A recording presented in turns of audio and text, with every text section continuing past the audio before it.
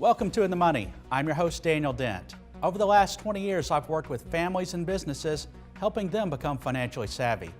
Now I'm going to do the same for you. Each show, I'm going to share personal financial topics to help you make better informed financial decisions. There's no shortage of investment companies and products vying for your money. How do you go about investing for your goals in the most efficient way possible? Investing the wrong way could delay your retirement or cause you to take more risk than needed. It's important to take the time to get this right. Joining us today is Kirk, certified financial planner and chartered retirement planning counselor with Vantage Wealth Advisors. Today we're talking about the importance of asset allocation. You can't afford to miss this show. Stay with us. You are watching Germantown Municipal Television, your source for everything Germantown.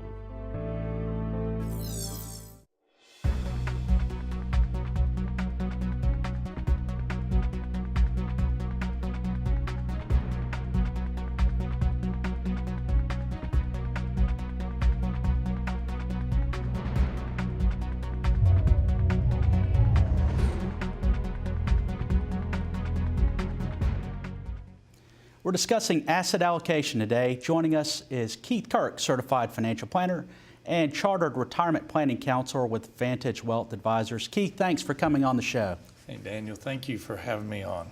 You have no pun intended, you have a wealth of experience, but tell us a little bit about yourself and what you do. Okay. Well, we've got a practice here locally in Germantown. We've done financial planning for our clients in and around the Mid-South and literally around the country for years. I've been 25 years in this business. Got a great team, got 4 other advisors with me and 3 staff that do a fantastic job of helping our clients get from where they are to where they really want to be. We talk about asset allocation. You hear it in all the commercials. It's a big industry buzzword. Let's break it down for people. What does it really mean? What is asset allocation?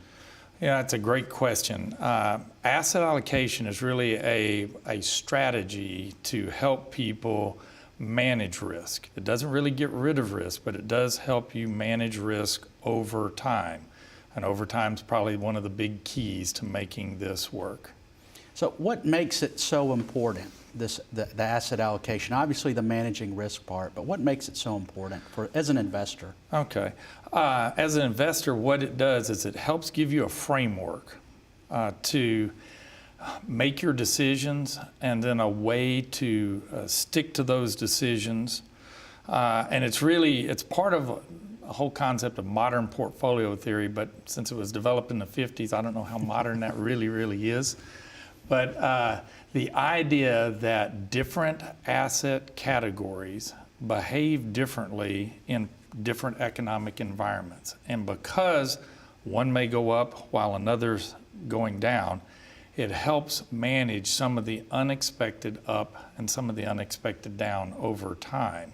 And that system or that framework is what helps clients be comfortable or at least tolerate some of the uncertainty that goes with being an investor.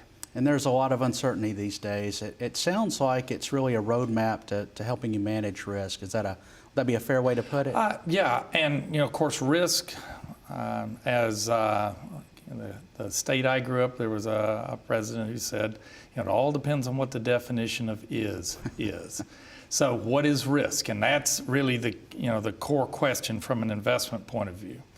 We talk to our clients really about 2 fundamental types of risk. There's risk of loss of principal. A dollar might not be worth $1 tomorrow because of what happens in the markets. But there's also the risk of loss of purchasing power. A little more subtle, a little harder to see, but if you look in the rearview mirror, well, you can see it. How much a gallon of milk cost 15 years ago is different than it is today, or a gallon of gas. Yeah, I think when I was growing up, a gallon of gas was maybe $1.25, and now it's north of $3 Correct. A lot of places. That's a good example. So with asset allocation, one of the core principles of it is diversification, and that's another buzzword that we hear a lot. So How does asset allocation bring you that diversification piece? And actually, probably a better way to start is, what is diversification? Yeah, that's a good question. When you think about diversification, the way I think about it is it can be cut into broad categories with a number of subcategories. So for us, the way we think about it is there's cash or cash equivalent assets. There is fixed income or debt instruments. Think about bonds. Then there's equity instruments. So most of us would typically think of stocks.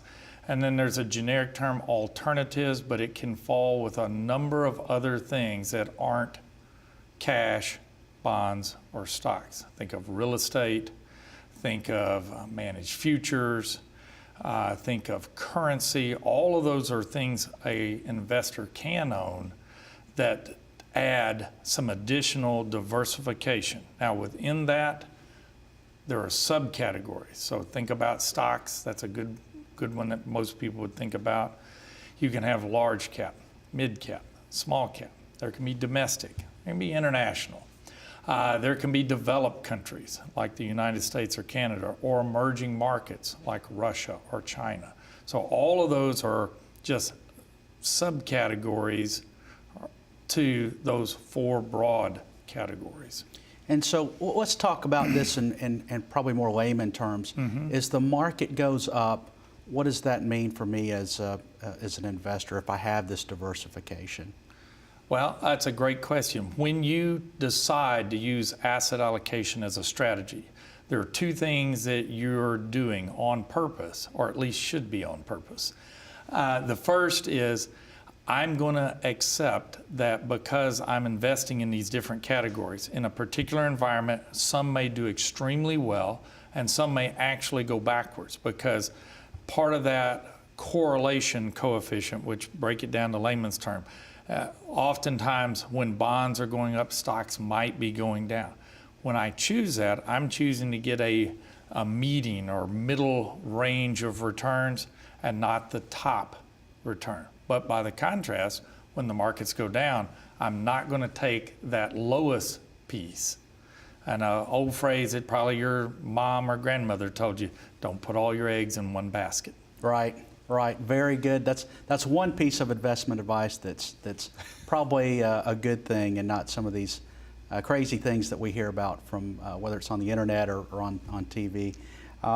So if I think about the amount of risk I'm taking in asset allocation, and we'll talk about risk more in a moment, but the more risk I take, the more aggressive my asset allocation, the wider my returns will be. That'd be a fair statement? Yeah. And then if I have a more conservative portfolio, my risk shrinks some, and that, I guess, would depend on the time frames that I'm looking at too. Yeah, time frame and investment selection are two of the things that matter the most in determining how much up or how much down somebody experiences. So somebody who's got, a balanced portfolio, 50% equities and 50% maybe cash and bonds, their up and down may be in a range like this. And somebody who's 80% stocks, the range may be double. Now, that's the trouble with all things. We like the reward, but we don't necessarily like the risk. Hold that thought. I want to talk more about risk after we get back from break. We have to take a short break, and we'll be back in a moment with Keith. Stay with us.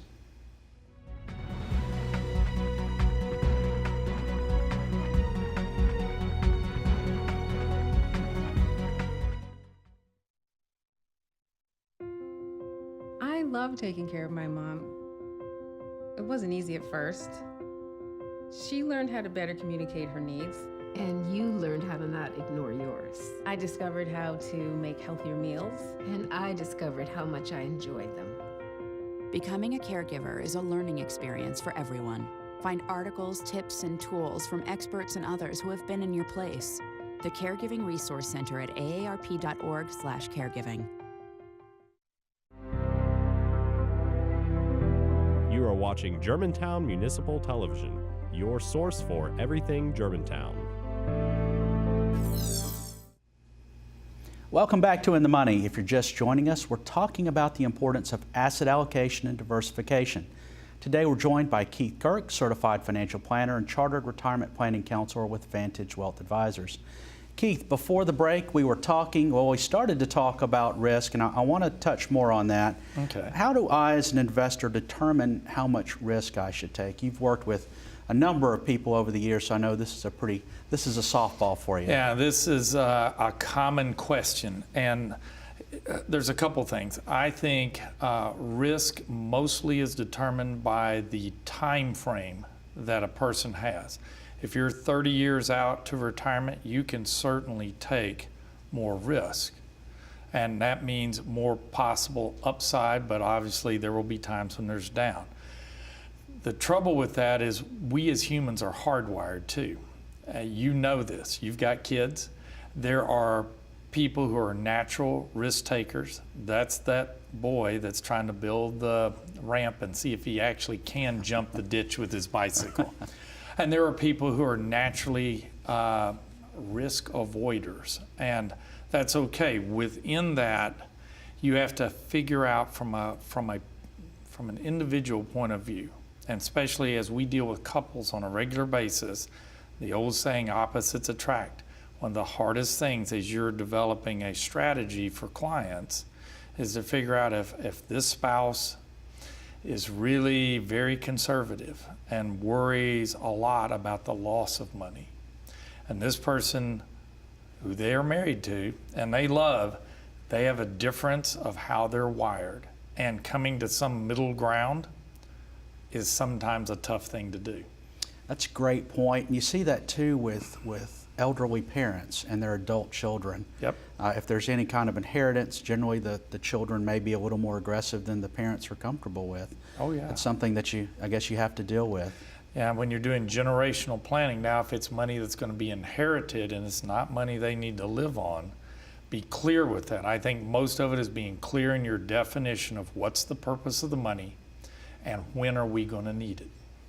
Let's talk about defining that risk. Is there a questionnaire, is there a methodology somewhere you go online that you just say, answer a few questions and then magically I'm a aggressive risk taker, or I'm a moderate, or I'm very conservative? How do we define that? Okay, and I think there are questionnaires, there are surveys that certainly will help find that out, but most people, they know themselves. If they can actually look clearly in that mirror and say, okay, I really know that about me.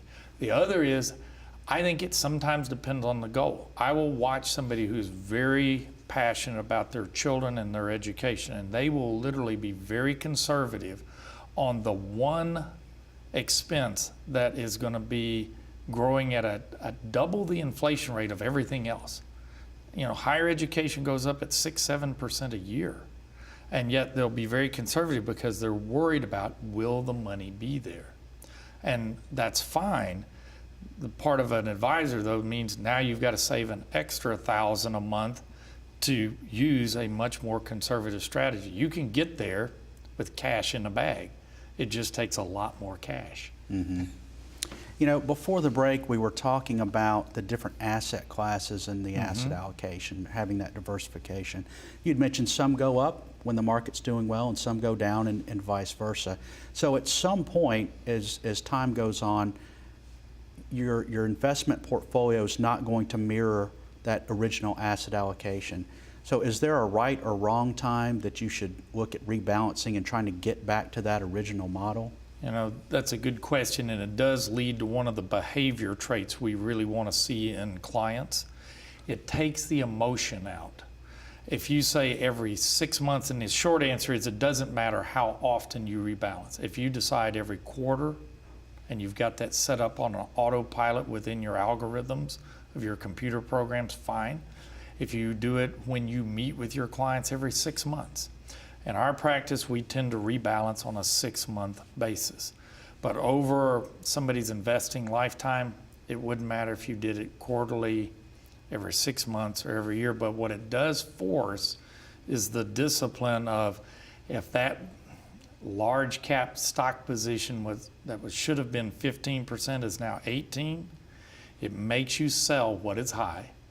And that bond position that was supposed to be 10, that's now 8, and buy what is low. That discipline does more good over time than any part of the what I call the maintenance of your allocation. Yeah, I think that's a great way to look at it, taking the emotion out, because everybody is emotional, especially about their money. And that brings me to my next question. It never fails.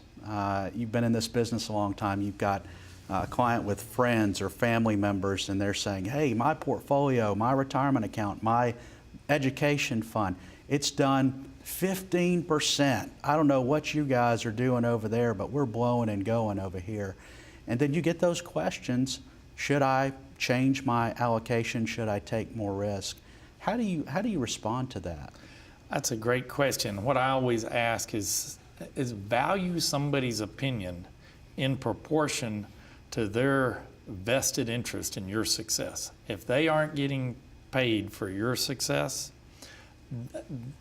they're well-meaning, but that can be an issue. And what they don't tell you, much like the guys that go to the casinos, is all the ones that lost. I'm going to talk about the one that made it every time. If you go to my parents' church and you listen to the old retired men, they're bragging about the fish, then they're bragging about the one stock that knocked it out of the park. They don't talk about the 22 others that didn't make it. Yeah, I think that's a great analogy. I caught a 15-pound bass, but you never hear about all the ones that went away. That's right. We need to take another short break. We'll be right back with Keith Kirk.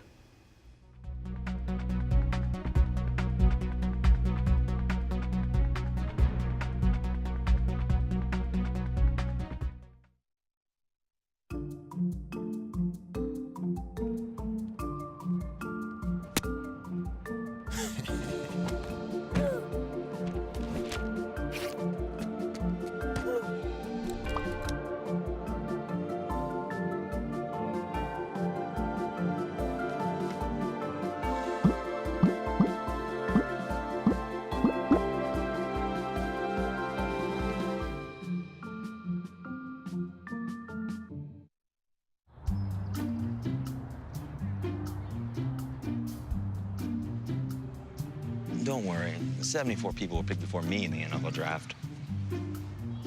To fight childhood obesity, United Way and the NFL are helping kids play at least 60 minutes a day. Okay, time for the team obstacle course. Yay! What this place needs is more healthy kids. To get involved or donate, go to unitedway.org/play60. Now I get it.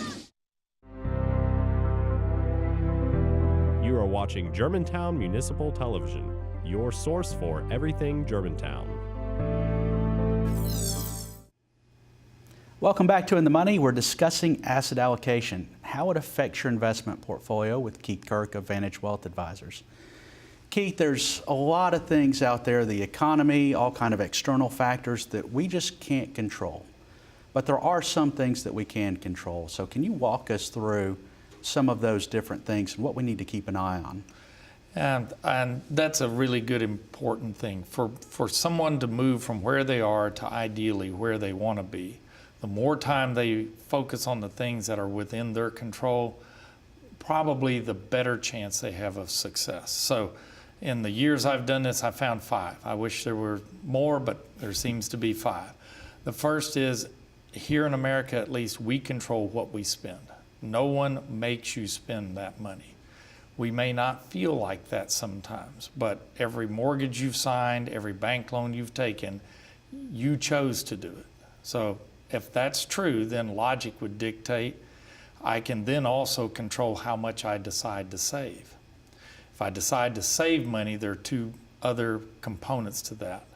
The first is I get to choose what I invested in. So if I put money in my 401k, I get to pick of the 20 things where the money goes. Probably the most important one of that then is choosing to keep it saved for the things I said were important to me. And then the last one is really controlling your attitude about the first 4. People sometimes get so wrapped up in the emotion of news or the politics of the day, they forget that a lot of what they have in their life, they do have control over. Yeah, I think that discipline, again, it comes back into play, and that's one of the most important things. I agree with you 100%. So let's say I've sat down with my financial advisor. I feel like I've got a good handle on my risk. I need to figure out what my short and long-term goals are, which I think most people have a good feel for that. But how do I prioritize those goals, and how does that fit with the asset allocation piece? That's a really good question. One of the ways we help think about prioritizing is often in magnitude. So of the things that you and your family will face, typically retirement is the largest magnitude goal you will aim at. And it's also the one thing that you can't get anybody to loan you money for. It's true, no one will loan you to be an old person. They won't. You can borrow money to buy a new car. We can borrow money to send kids to college. Heck, you and I can borrow money today and buy lunch at the Half Shell. With that in mind, figure out that biggest magnitude goal and really begin to work towards it, and sooner rather than later. The difference in the amount of money you have to practically save waiting 10 years can literally go from $1 to $10 to make that goal happen. And that to me is an easier way to begin to prioritize those goals. The one thing you talked about in short term particularly, if we're going to buy a car in a year, the asset allocation for that's got to be pretty much cash driven, because there's not enough time for a chance for profit. Those are some constraints that tend to fit in that priority. You mentioned time frame before also. Let's talk about that, because whether you have 5 years or 40 years, that can change the amount of risk you're willing to take, or your overall asset allocation. So time being very important, how does that factor into asset allocation diversification? Yeah, that's a really good one. The one way we think about it is time can be carved into the accumulation phase, maybe a holding phase, and then a distribution phase. So when you understand what that looks like in its total, it can really help you when you design your allocation. So, and we talked about volatility a little earlier. If you're in that accumulation phase, we're putting money in the 401k every pay cycle, 26 times a year. Volatility can actually be your friend, because what are you really focused on? Share accumulation. When there are times and the prices are down, I'm buying a lot more shares. But that environment may be absolutely hard on somebody who's retired in that distribution phase, because now volatility is your enemy, not your friend. So I think some of it matters where you are in that timeline. So let me ask you this. There's all kinds of wives' tales. Used to be an old rule of thumb was take your age, subtract it by 100, and whatever that number is the split between stocks and bonds. People live longer these days. There's a lot more science out there now. We use smartphones instead of flip phones. So how do companies develop these asset allocations? I know they use a lot of different algorithms, but again, there is science and a lot of research behind it. So overall, people should feel more comfortable than just picking up something that their great-great-grandfather told them a long time ago. Yeah, and I think you're really right about that.